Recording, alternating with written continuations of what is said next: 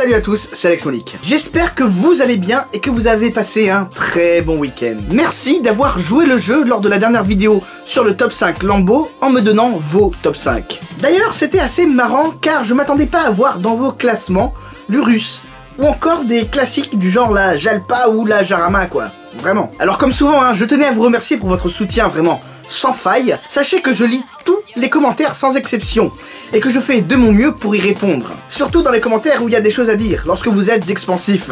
Si vous répondez juste cool, c'est un peu compliqué pour moi de rebondir là-dessus. Dites-moi, pour une éventuelle future vidéo, que pensez-vous de cette nouvelle Nissan GT-R? Vous avez été nombreux à m'en parler depuis la vidéo de la V8 Signet. Personnellement, j'ai déjà mon avis dessus, mais je tenais à avoir le vôtre avant de m'exprimer dessus. Sinon, on est de plus en plus nombreux sur la communauté Alex Monique France. Bientôt, plus de 6000 sur YouTube. Pas mal. Du coup, on garde le cap, continuez à en parler autour de vous, à partager les vidéos, à en parler à vos amis, etc., etc. Plus on grandira ensemble, plus on pourra faire des trucs cool. Bon, du coup, si ce n'est pas déjà fait, n'oublie pas de t'abonner sur Facebook, Instagram et YouTube. Quoi qu'il en soit, dans cette nouvelle vidéo de la Minute Actu, on va parler, encore une fois, d'actu. Donc, attachez vos ceintures, car McLaren Senna, Lamborghini SVJ et Ford GT, c'est parti.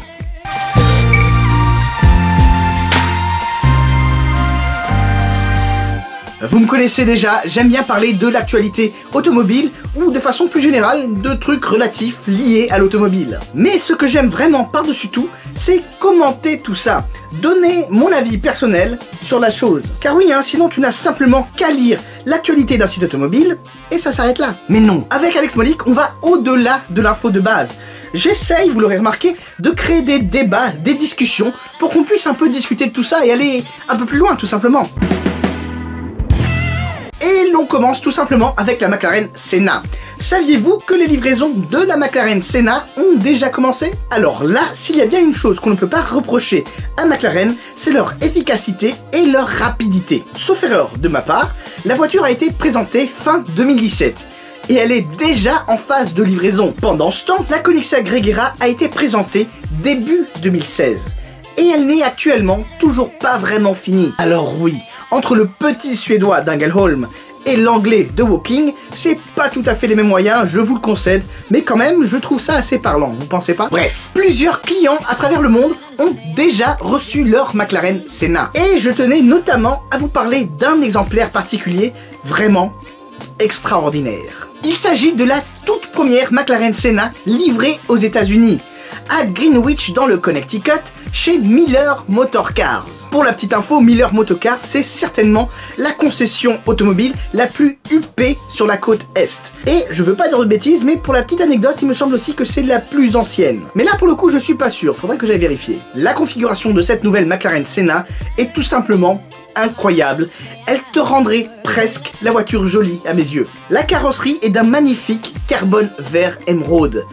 Et ça détonne tout particulièrement avec l'intérieur qui lui est blanc. Forcément, c'est du boulot MSO, McLaren Special Operations, la division de la personnalisation chez McLaren. Ceci dit, au premier abord, on pourrait trouver ça un petit peu étrange qu'une McLaren MSO soit déjà livrée aux États-Unis, alors même que d'autres voitures, d'autres McLaren Senna non MSO ne sont toujours pas livrées en Europe. Car oui, lorsque tu commandes une McLaren avec des personnalisations MSO, forcément, ça demande un petit peu plus de temps pour la construire. Ceci dit, je suis à 90% certain de savoir pourquoi cette livraison a été aussi rapide. Pourquoi donc?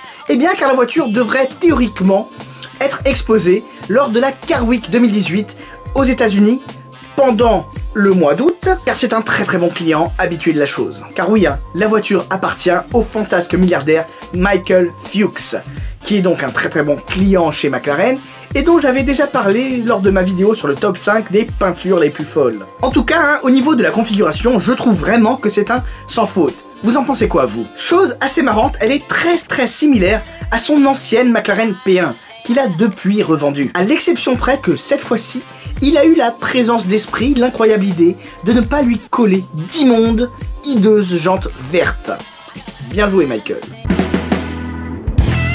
De façon générale, je trouve que je parle quand même assez souvent de la Ford GT version 2018. Je vous ai déjà mentionné à plusieurs reprises dans d'autres vidéos le processus d'acquisition de cette auto, qui est très long un peu excessif, mais surtout barbant. Mais pourtant, ça n'a pas du tout freiné l'ardeur des potentiels clients, car sur les 1000 exemplaires prévus, près de la moitié ont déjà été vendus par Ford. Oui, on est passé de 500 exemplaires prévus à 1000. Hop, on va pas se plaindre, c'est 2 fois plus de chances d'en croiser dans la rue ou à un événement auto. Mon ami Schmi150 fait partie des futurs heureux propriétaires de la Ford GT.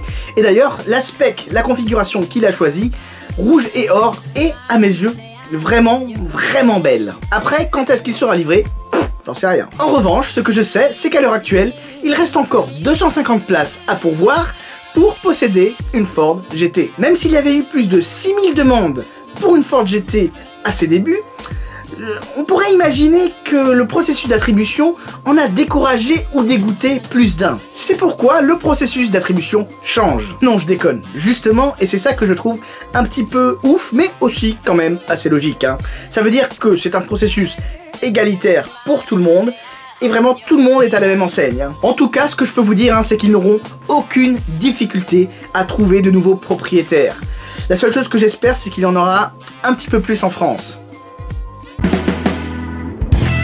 Désormais, on passe chez Lamborghini. Vous voyez, il m'arrive de parler de Lamborghini. Pourquoi Lamborghini? Eh bien, car le PDG, Stefano Domenicali, a annoncé qu'il n'y aurait probablement pas de nouveau modèle avant 2024. En effet, la marque italienne Autoro souhaiterait davantage se focaliser sur ses modèles actuels, sur la gamme actuelle, mais aussi répondre de la meilleure des façons aux défis qui sont posés par ses ambitions, notamment en matière de volume. Ce n'est un secret pour personne, Lamborghini veut vendre beaucoup plus de voitures qu'avant. Mais ce faisant, est-ce que Lamborghini ne perdrait-elle pas un petit peu de sa superbe dans cette opération? L'avenir nous le dira. Ouais, c'est étrange. Je vais vous dire pourquoi. Car selon moi, il y a 2 trucs qui contredisent un petit peu cette stratégie. D'une part, il y a la future Aventador SVJ. Les mulets de l'auto ont déjà été vus à plusieurs reprises. Donc en gros, c'est quasi sûr et certain que la voiture va sortir. Après, peut-être qu'ils ne considèrent pas ça comme une nouvelle voiture à part entière, car sur la même plateforme que la Lamborghini Aventador. Si les éditions limitées ou encore les évolutions sur base de modèles existants ne comptent pas comme des nouveaux modèles, bah d'accord, dans ce cas-là, 2024, ça va être un petit peu long, mais bon, ça me va. D'autre part, Lamborghini a invité le gratin de ses clients internationaux pour découvrir une nouvelle voiture, dans le plus grand des secrets. Enfin, tout est relatif, tout le monde le sait. Cette auto mystérieuse préfigurerait le futur de la marque. Mais du coup, je sais pas du tout ce que c'est. Peut-être que si. Mais dans ce cas-là, alors c'est quand même... Oh, ok, je dis rien. En tout cas, vous, je sais pas, mais moi je trouve ça quand même un petit peu étrange de présenter une voiture aux clients en 2018 s'il n'y a pas de nouveau modèle avant 2024.